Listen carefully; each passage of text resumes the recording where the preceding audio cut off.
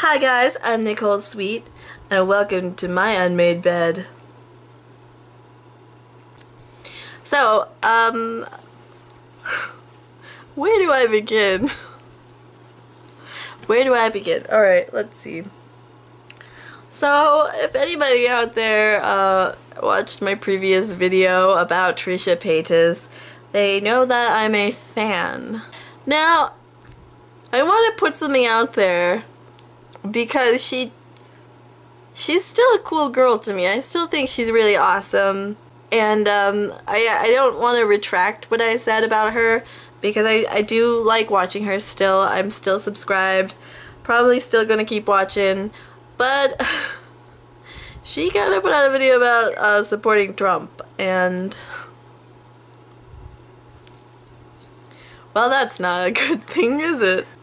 Anyway, regardless of that whole incident, and I'm not going to talk about, I want to talk about something else that kind of ties into my last video about Toby. So if you haven't seen it, go ahead and check it out. Maybe I'll annotate this somewhere. Maybe here?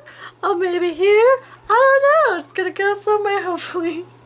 So I was talking about in that last video how women are often villainified in situations, and this one's no exception. In case you're not following her, she put out a video recently about having an issue with a stalker. And oh boy, a lot of the comments were really shitty. You're just exaggerating, Trisha! And oh, there were some other ones that were just... Anyway, so there's this woman, Wendy Lee, not to be confused with Wendy Williams, although they both like to gossip like bitches, don't they? Nothing against Wendy Lee or Wendy Williams. Nothing against Wendy Lee, but she did something I'm not very fond of, and I don't watch this woman, but when there's drama, sometimes I get attracted to becoming a part of it, as in watching it like a weird, creepy outsider watches a woman undress from across a back alley. Alright, so Wendy Lee had an interview with said stalker by the name of Daniel, I believe.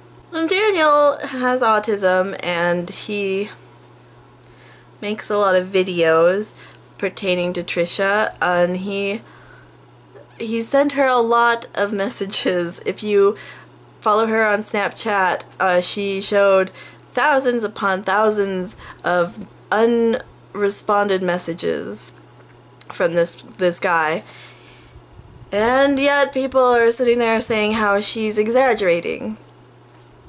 I don't want to defend everything that Trisha does. I'm a fan, but I'm not a super fan. I'm not delusional. She has her issues. We're all human, you know? But tying in with the Toby thing, she's put in a place where she needs help because she's so mental about exaggerating the stalker incident, which I think is completely nuts, okay, for lack of a better word.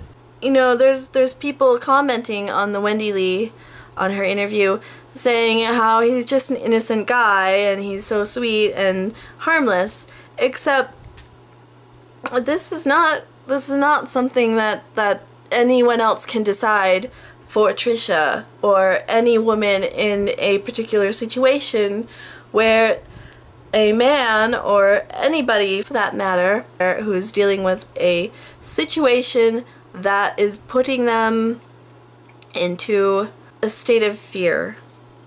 So Trisha is not feeling very safe right now. She's feeling like she needs to get some security. She's not really sure what this guy and his mother, who's also messaging her, is really capable of, and nobody really knows what anybody is capable of.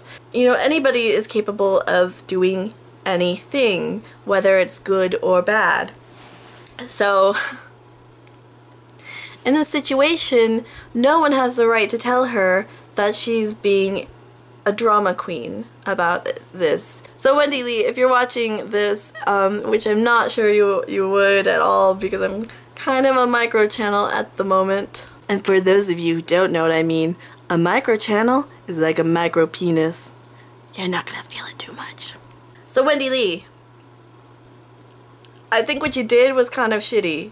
You contacted somebody who is maybe not doing something they should be doing, and you gave him a platform, which is great for him, except that's really not something that's appropriate.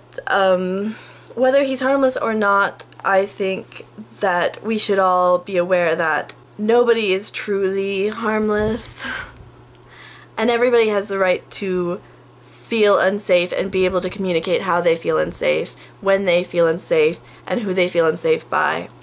In my life, I've had plenty of people who I wouldn't particularly call stalkers, but they've harassed me in some way. They keep coming and sending me messages I never reply to. Sometimes I don't block them because I feel really kind of like a bad person for blocking someone.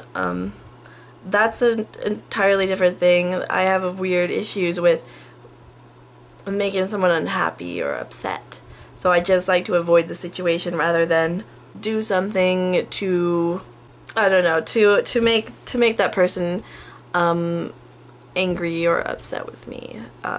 So I can understand why she wouldn't have maybe blocked him, which a lot of people brought up in comments also, like, she should have just blocked him and called the police, or, you know, sometimes things like that don't actually happen. Some people don't do that. No, not everybody is the same person.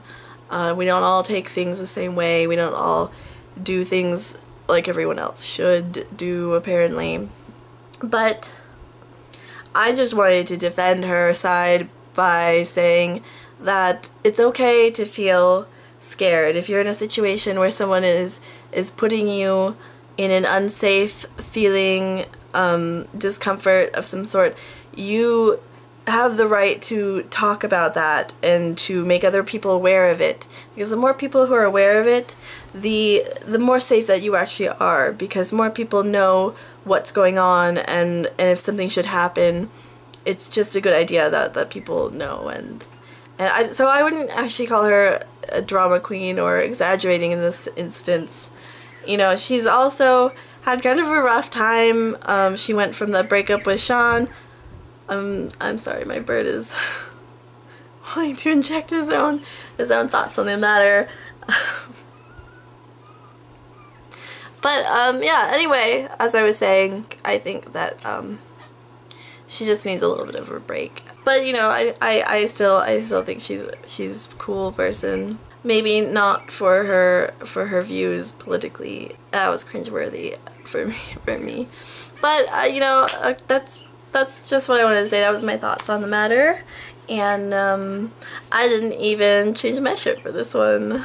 So check me out on Twitter and Instagram. Links are below. And I'll see you later, guys.